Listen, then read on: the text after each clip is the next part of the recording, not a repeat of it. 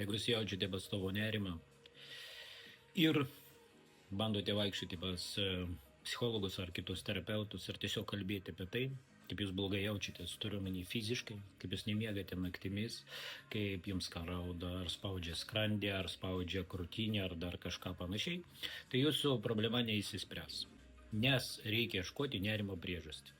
Nerimo priežastis tai yra, kas šiuo metu jums sukelia didžiausią stresą gyvenime. Jeigu jums sukelia didžiausią stresą gyvenime tik jūsų fiziniai pojūčiai, kurie vyksta dabar jūsų kūne, tai jums reikia būtinai pas daktarą, o ne pas psichologą. Jums reikia pas daktarą tam, kad įsiaiškinti, ar vis dėlto jūs turite fizinių negalavimų, ar vis dėlto tai yra psichosomatika, tai yra tam tikri jūsų pojūčiai, emociniai pojūčiai, kurie atspindi jūsų kūne. Jeigu nebūtų tų pojūčių, ar jūs turėtumėte dar kažkokių problemų gyvenime, paklauskite savęs.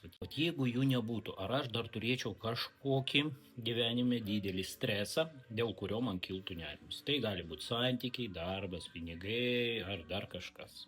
Tai pagalvokite. Ir kai atrasit, pirmą reikia dirbti su stresu arba su tom situacijom, kurios jums sukelia didžiausią stresą.